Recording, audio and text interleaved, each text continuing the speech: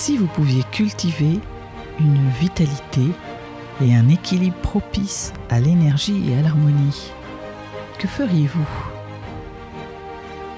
Bienvenue dans Fascia en harmonie, le podcast qui nous plonge dans l'univers méconnu des fascias, véritable fondement de notre équilibre intérieur. Explorez avec nous une approche subtile et efficace pour cultiver une santé optimale.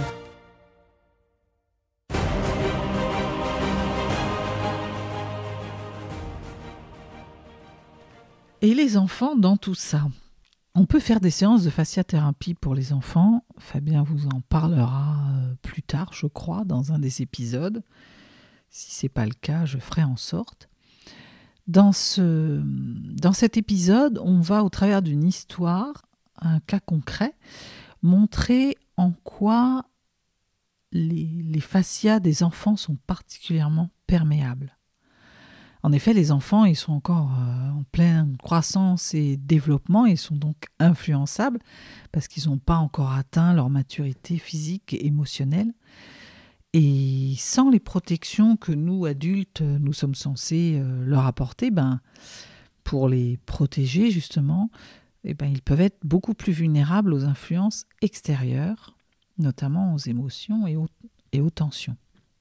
Donc on va voir quel est l'impact sur les fascias. Alors la bonne nouvelle, en revanche, c'est que les fascias des enfants sont très élastiques, puisqu'ils ont une élasticité vraiment qui leur permet de s'adapter facilement aux changements et de se remettre rapidement des tensions et des traumatismes. Fabien va vous expliquer tout ça. À tout de suite. Tu parles des enfants. Est-ce que chez les enfants, on est beaucoup plus perméable, il y a une forme de fragilité qu'on a moins adultes. Ça se retrouve sur les fascias, ça ? Est-ce que les fascias des enfants sont plus... Ils sont un enfant, on voit bien un bébé, on remonte la jambe, il est hyper souple, les articulations, tout est hyper souple chez l'enfant. Et pourquoi ? Parce que justement le fascia est hyper souple. La capacité du fascia à se bloquer est proportionnelle à l'intensité de sa souplesse et de son élasticité.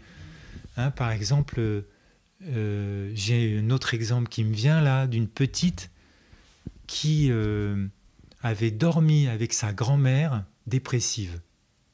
Eh bien, juste le fait de dormir à côté de sa grand-mère dépressive, cette petite a été influencée par cette vibration sombre de la dépression de la grand-mère, et plus tard, elle était en dépression. Moi, quand je suis tombé sur cette adulte femme, je l'ai vue dormir à côté de sa grand-mère. Et là, je me suis dit, je lui ai posé la question, est-ce que je dis jamais les choses, je pose toujours une question. Et je lui dis, mais vous avez dormi souvent avec votre grand-mère ? Et elle était dépressive. Et en fait, la vibration de la grand-mère a influencé l'enfant. L'enfant a continué à vivre, il a grandi, et à un moment donné, il y a eu un événement déclencheur, et c'est sorti, elle est tombée en dépression. Elle est venue me voir pour dépression. Et elle avait complètement oublié qu'elle vivait elle dormait de temps en temps avec sa grand-mère dépressive. Donc l'impact des fascias est énorme. C'est-à-dire que c'est vraiment... plus j'avance dans mon métier, plus je me rends compte que les fascias sont le miroir de notre vie. J'aime bien dire le livre ouvert de notre vie en termes de mémoire. Vous avez pu voir au travers de cet exemple comment c'est très impactant ce que l'on vit enfant, l'environnement dans lequel on évolue pendant notre enfance joue un rôle extrêmement déterminant et impactant pour les fascias. Alors évidemment, dans nos comportements et attitudes en tant qu'adultes, mais il y a aussi les expériences émotionnelles et physiques qu'on va vivre durant cette période sensible en tant qu'enfant et qui vont laisser des empreintes durables. Alors même si on oublie parfois les événements, les fascias vont avoir enregistré en mémoire cette vibration et ça va se retraduire dans nos comportements et aussi dans nos fascias. Donc on voit la capacité du fascia à mémoriser les émotions et les tensions, à conserver les souvenirs de notre enfance. Ça veut dire que les conditions de notre développement en tant qu'enfant sont très importantes. Les relations familiales, les interactions sociales et les événements marquants, tout peut s'y inscrire.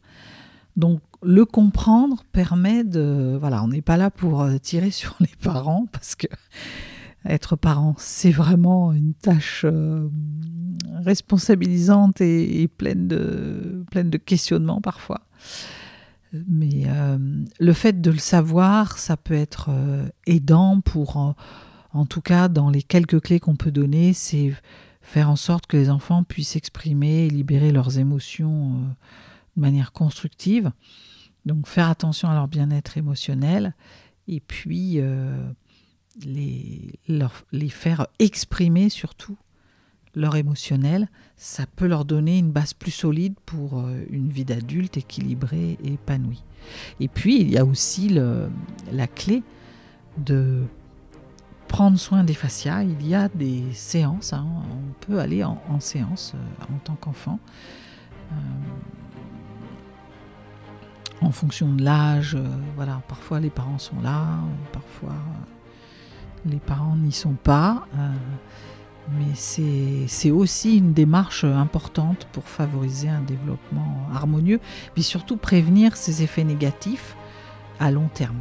C'est comme on prend soin régulièrement, ça évite d'avoir des plus gros traumas plus tard. Voilà. Et c'est les accompagner vers une croissance saine et en respectant surtout leurs expériences émotionnelles. Voilà, c'était l'épisode spécial enfant. Dans le prochain épisode, on parlera du déroulement d'une séance. À tout de suite.